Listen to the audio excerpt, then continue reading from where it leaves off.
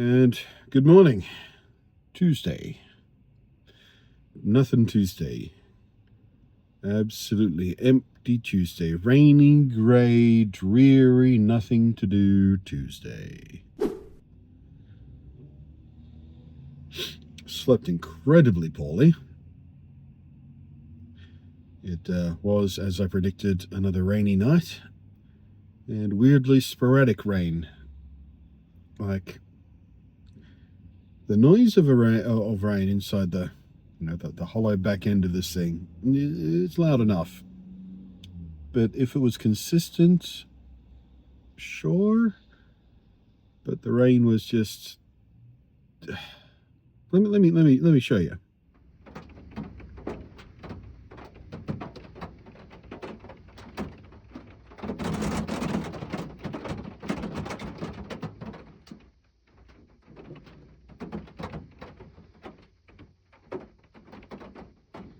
Yeah, no consistency, no rhyme or rhythm. Just yeah, it made it incredibly difficult to rest, much less sleep. So yeah, general plan today is at some point I'll put together that knockoff Lego that we got from Kmart a few days back, and I keep promising to show you. I mean, it's not a big reveal. It's a $2 set of knockoff Lego, but it's something to do and something to talk about. And considering the lack of other things today, maybe I'll do a full-on review instead of just putting it together and go, hey, check this out. Maybe I should buy all the $2 sets and just do one every few days or something. Or just record a bunch all at once and have it stocked up for content.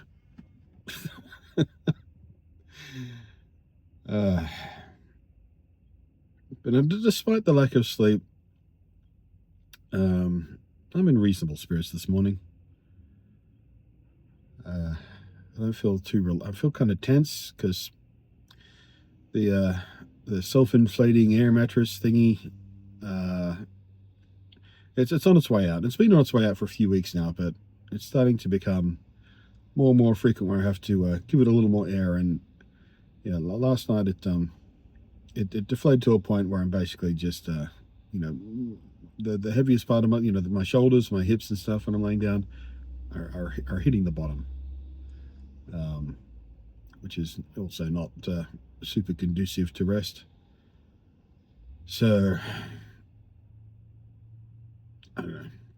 Maybe I'll look at foam mattresses or something today. Maybe that's something to do. I've been really resistant to doing that, to getting a better bed for the back there. Because every time I do something to make this thing more comfortable, make the Shuttlepod more comfortable, it almost feels like I'm giving up a little bit.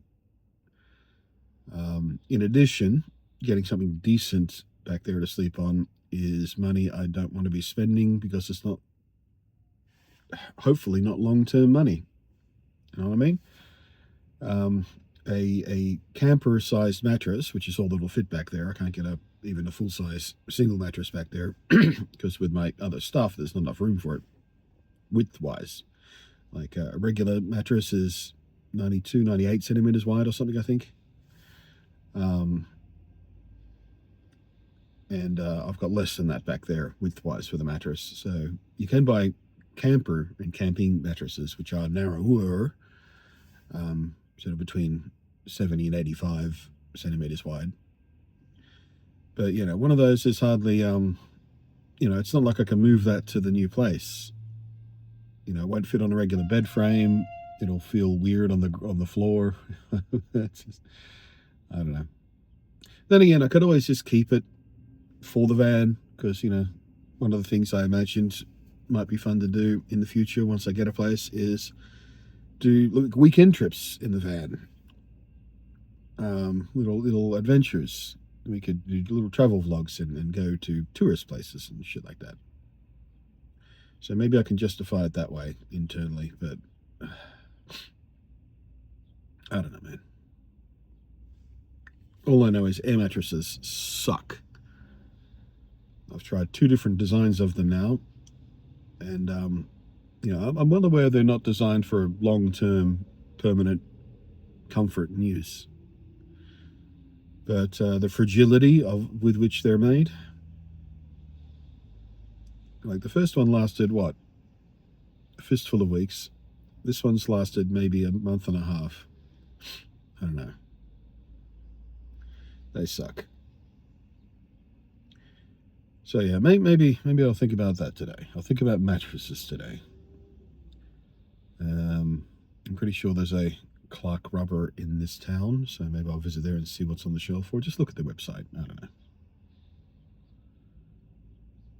Whatever the case, I gotta find something to keep myself occupied today.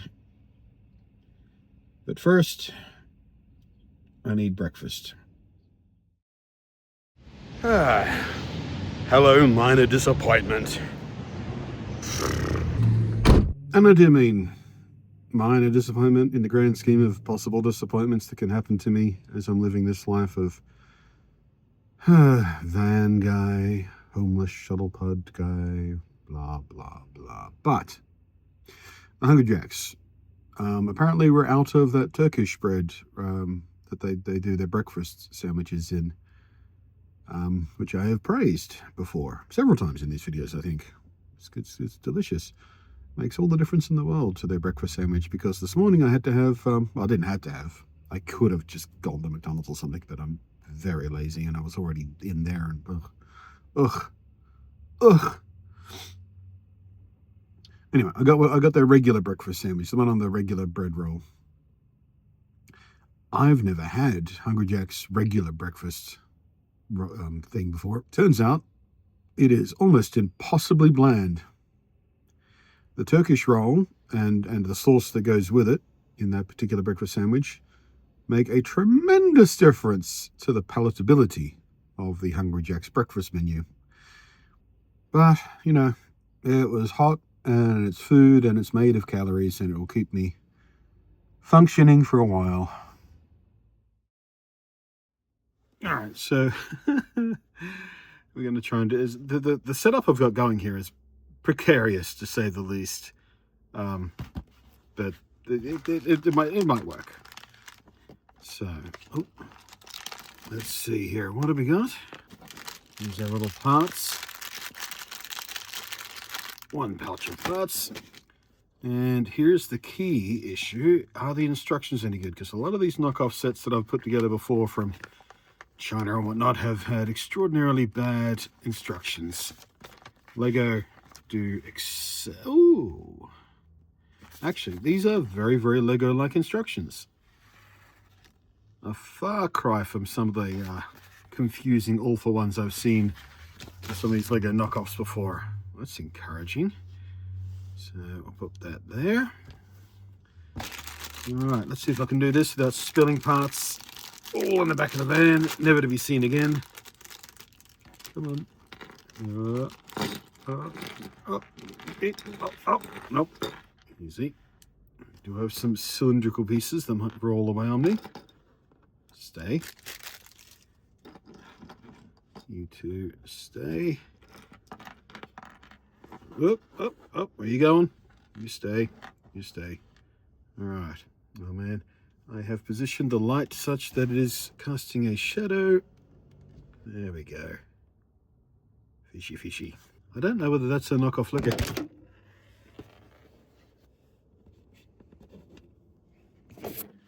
Remember what I said about precarious?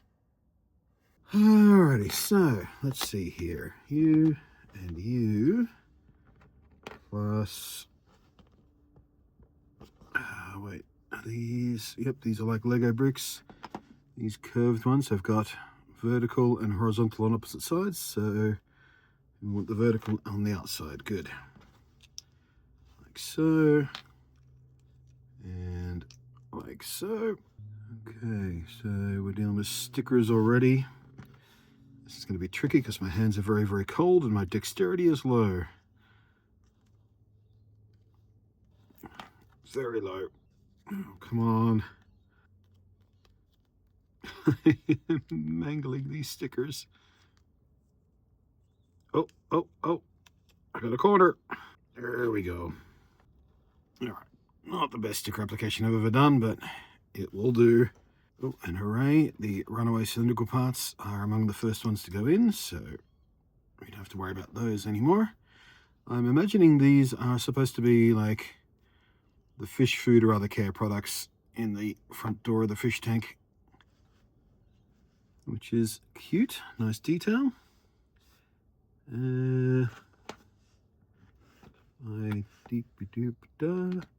I am missing a piece. Yep. Okay, there is a smooth blue transparent 2B1 that's supposed to go on top of the food plate, the little cylindrical things there, and that is nowhere to be seen. Oh wait, there it is, snuck inside one of these.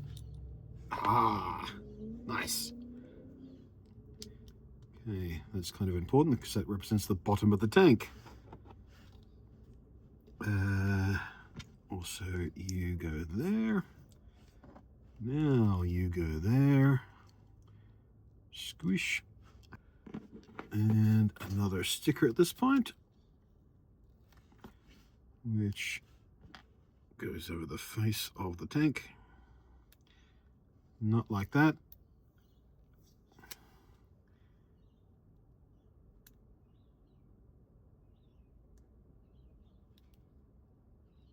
That's a bit better. Good. Fishy just kind of free floats in there, apparently. Is that right? I guess that's right. Weird. Like so. I was expecting the fish to be propped up somehow, but no. Just kind of free float so it can fall over and go upside down. Alright. That's not the way Lego would have done it, but it's fine. Alright, now we do the top. So we need one of those there. One of those there. And, oh, I see. Like so. Like so. At this point, I will comment on the clutching power of these bricks. And when I say clutching power in Lego terms, we mean the fitment, how good the studs and sockets go together. And oh, my hands are so cold. I've got so little dexterity. They feel very, very close to Lego. The molding is slightly inferior to Lego, I feel like. I'm seeing a few more little molding flaws here and there, but as far as these knockoff bricks go, these are some of the better ones I've seen. It feels for all the world like a Lego set going together. Okay, so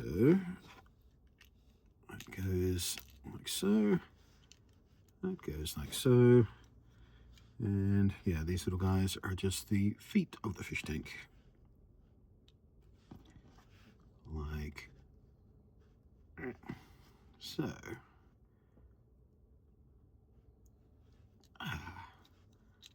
Yeah, not bad. Not bad at all.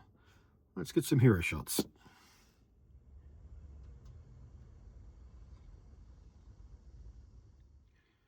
So as you can see there, if I can get the light to catch it, there we go. The stickers have a bit of a texture to them, which I don't appreciate. Would have been nice if the little fish tank logo was just a tiny sticker of its own instead of a big sheet sticker that covered the entire front of the thing, but whatever. As far as the sticker on the door, I'm not sure why this fish tank has a radio tuner on it, because that for all the world looks like a radio tuner. Maybe it's supposed to be like a temperature monitor or something. I don't know. That would make some sense for a fish tank. But yeah, the free-floating fish. It does seem to like to stand up like that, so that's good at least. And yeah, you can see there as the light goes across it, the finish on that piece is a little bit wobbly out of the mold. Lego tends to be a little bit more consistent and smooth and flat, but I don't know. For $2 worth of pieces, I think that's not bad at all. What do you reckon? And let me open up. It even has a little play feature. There we go. And so inside there you have your little cans of fish food, or whatever you want to imagine those being. Not bad.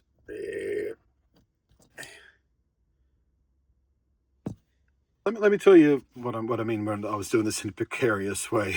So I got my little magnetic light up here, and a $5 mobile phone holder here that I got yesterday for this exact purpose. Just, oh, it's all cheap and nasty. And my little table here is a folded bit of card that I was once going to use as the back window covering, but didn't work out. So I kind of folded it and using it sitting on my lap here, jammed between the mattress and the side of the van to try and get some sort of flat surface to work off here. It's precarious.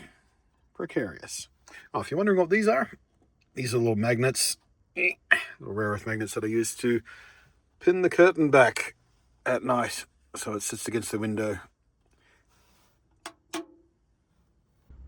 So yeah, reasonably encouraged by the quality of these cheapo knockoff Kmart store branded Anko Lego wannabes. And I think at this point, traditionally the content creator gimmick would be to ask you guys what we should call this fish. What is his name? Thereby encouraging lots more comments and interactivity on the video and doing good things for the algorithm robot brain that drives YouTube. So yeah, we'll do the gimmick. What shall we call him? This little orange fish. Right off the top of my head, I'm thinking Klaus, but yeah, I'm betting you guys can do better. So, as previously established, today is I've got nothing useful to do kind of day. So I've been chilling out in the back of the van, parked up somewhere, but it is also incredibly chilly out there today. And the wind chill is aggressive. It just stopped raining sideways for a minute, but I'd like to give you a incredible visual example of the difference the wind chill is making today. So that's the driver's side door window right there. As you can see, perfectly clear. That is the direction facing away from the wind. You can see there the windscreen. You can see some of the raindrops going a bit sideways there if you look closely. And then if we go to this other door, the wind chill is such that that window is so much colder than that window, or the condensation is happening on that side of the van. No condensation because no wind chill. Condensation because of wind chill. Science! Meteorological science and physics. Isn't that interesting? Well, too bad if you don't find that very interesting. I find it interesting, and it's about the only interesting thing that's happening around me today.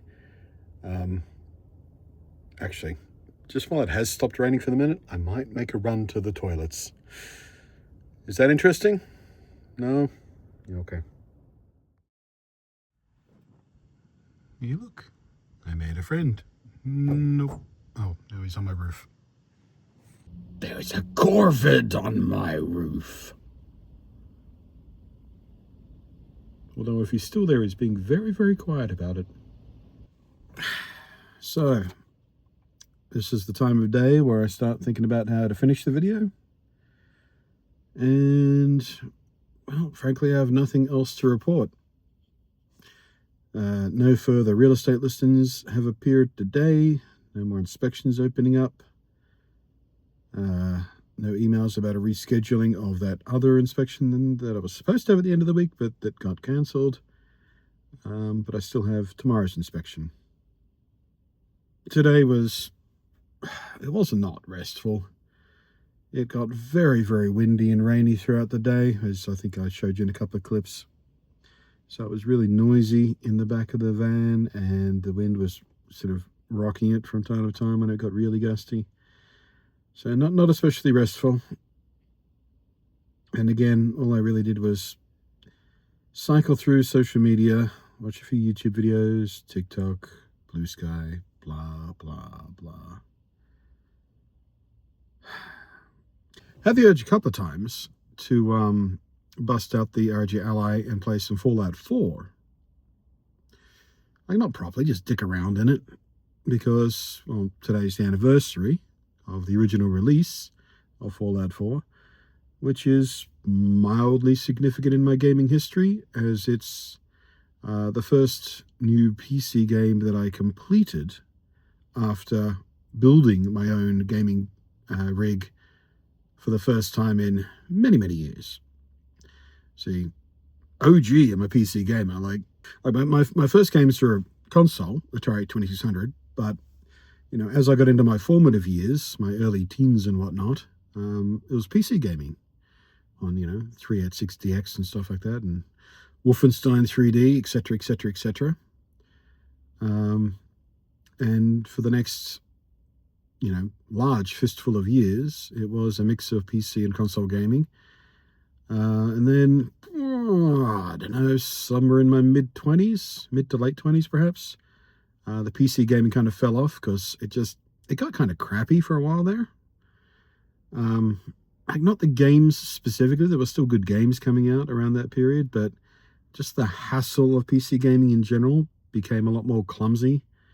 There's just forever fiddling with settings and bad drivers and patches and updates, and I don't know. It was a weird, adolescence of PC gaming for a while there, and it just got a tremendous pain in the ass to deal with.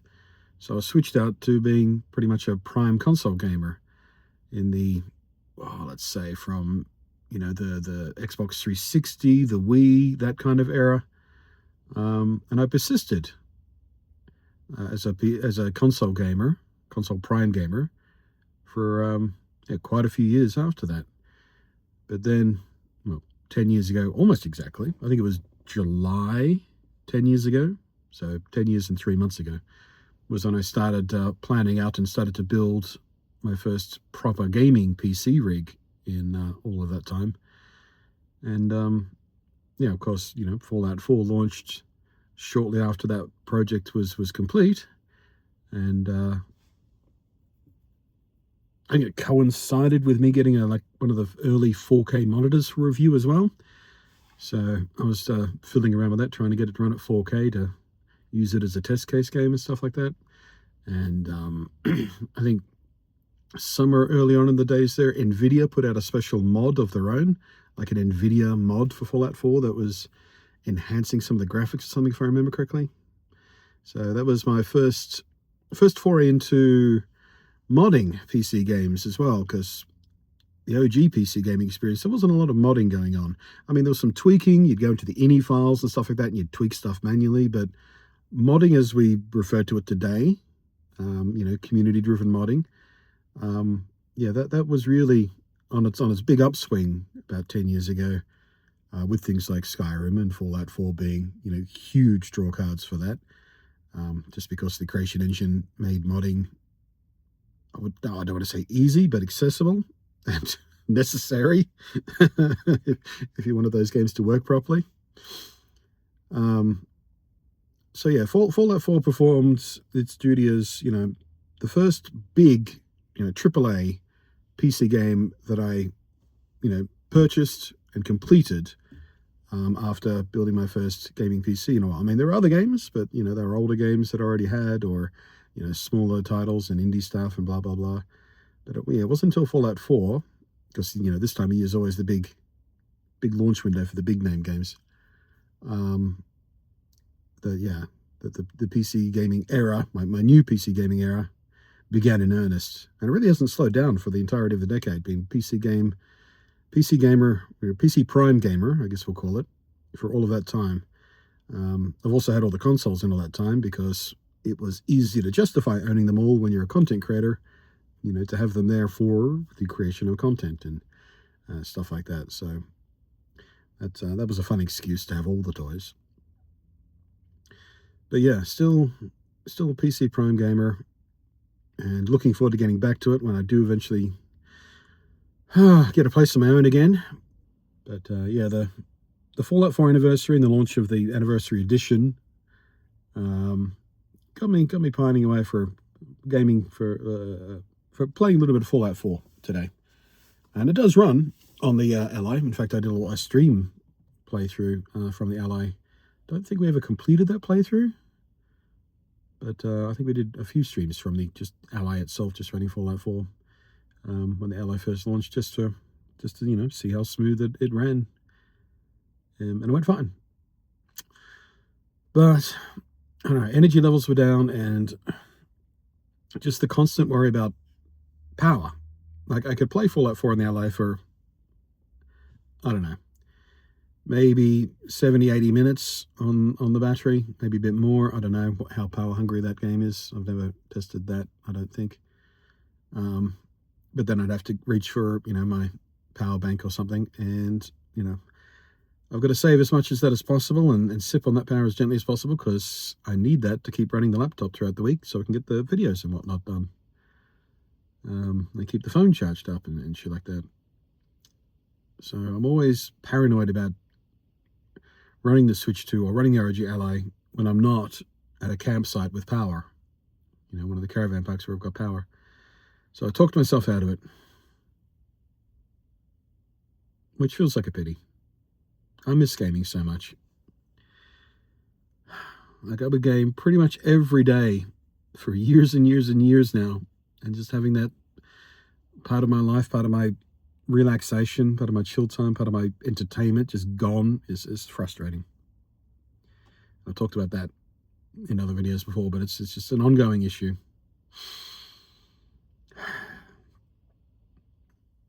In any case, I don't foresee anything changing between now and when I